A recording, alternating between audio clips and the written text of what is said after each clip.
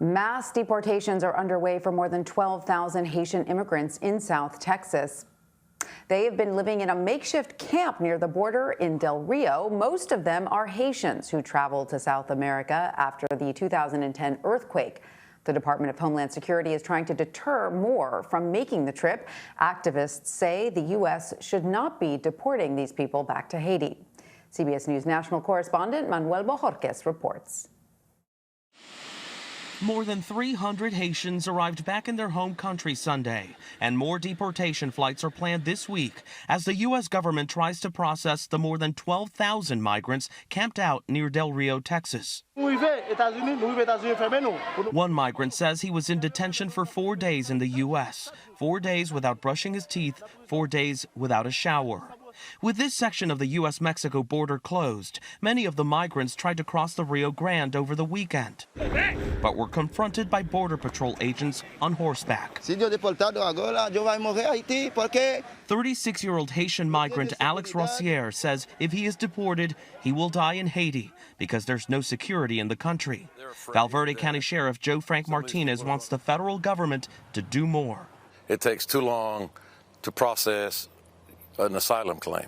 You know, the system has been broke for 40, 50 years. It's used as a political football, you know, from one agenda to the next. Secretary of Homeland Security Alejandro Mayorkas says the U.S. government is working to move thousands of the migrants every day to processing centers. We have sent a very clear message early on, in light of the fact that we are in the midst of a pandemic, that the border is not open and people should not take the perilous journey here.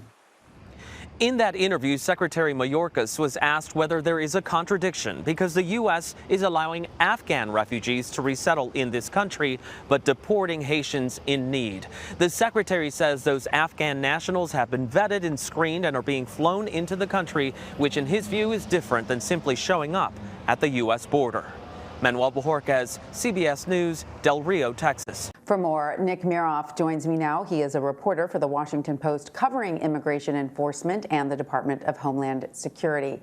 Hi, Nick. Thanks for joining us. So first off, how did so many Haitians end up at this particular camp in Texas?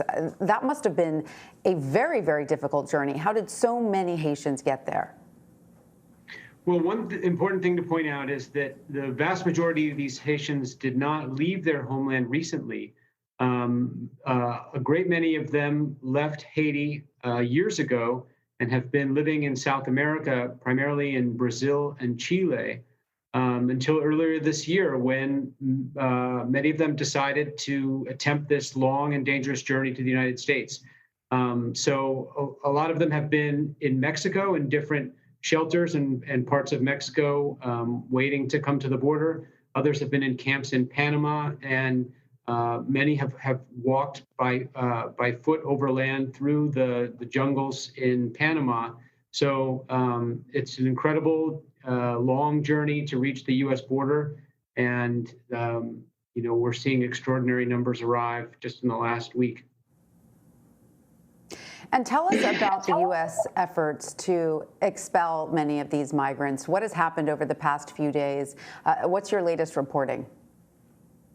Well, really just over the last 36 hours, the Biden administration has ramped up its deportation flights to Haiti. They're attempting to try to break the momentum of this border influx by sending more removal flights, as they call them, to Haiti. There were 3 that landed yesterday, bringing 327 Haitians, and today there are 3 more scheduled.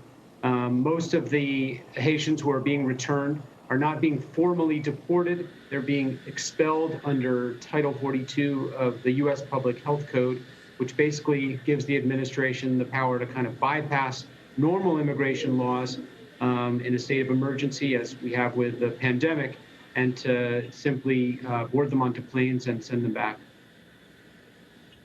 And does this new sort of pandemic law trump a migrant's right to try and claim asylum? Because I understand that many of these migrants say they are fleeing poverty or even fear for their lives there in Haiti. So where does that asylum status stand? Well, the Title 42 authority that the Biden administration is using essentially gives the U.S. Customs and Border Protection the ability to bypass asylum protections and simply expel the migrants as they've been doing. As many viewers will recall, the Biden administration is not using that authority on unaccompanied minors who have been arriving in record numbers this year. And it's not using it on the majority of family groups that are coming across. But single adults are especially subject to this authority. And again, even if they wish to make a humanitarian claim or to seek asylum, the Title 42 power gives the administration the ability to just put them on planes and return them to their homelands. I should add that, the asylum element of this is tricky, given that, as we just talked about, many have been living in South America and Haiti and are not necessarily being an immediate threat to their lives, because poverty, for example, is not a grounds for asylum protection in the United States. Right. Good point. So, as we know, Homeland Security Secretary Alejandro Mayorkas is now in Del Rio, Texas. What can we expect from his visit? Well, the Department of Homeland Security said he's there to get an in-person operational update on what the U.S. Border Patrol and other federal agencies are doing to handle this incredible influx and to see for himself conditions in this camp. We've never seen really anything like this, with so many people arriving so fast to a single location along the border. Mayorkas is going to address reporters in the next hour. And, I think we can expect he'll get questions about these expulsion flights and other logistical matters related to the camp and how the administration is responding. Just if you could clarify something for me, these huge groups of migrants were able to cross the border, or is this an international space that is sort of a no man's land? No, they have crossed the Rio Grande into the United States by essentially walking over a concrete spillway. The water levels in the Rio Grande are low right now, basically because of seasonal factors, and that has opened up, the ability for these folks to wade across. One thing we saw is for much of the past week, they used that concrete spillway area to walk across into the United States and access that camp. The water was only about knee-high. Texas state troopers, under orders of Governor Greg Abbott, have shut down that particular path. And what we've seen really in the last 24 hours is the Haitians have moved to a different part of the river. They've set up a rope across the river to hold on to as they wade across through deeper water with more dangerous currents. But many of the folks who are going back and forth are buying food and other supplies in Mexico for the camp. We keep hearing that there isn't enough food in the camp. So this is essentially a supply line going back into Mexico. And again, no one has ever seen anything like this, where there's a giant camp on the U.S. side of the border and people coming to and fro into Mexico to supply it with food and water and other things. Nick Miroff, thank you so much for bringing us up to date at that fluid situation at the border. Thank you so much. Good to be with you.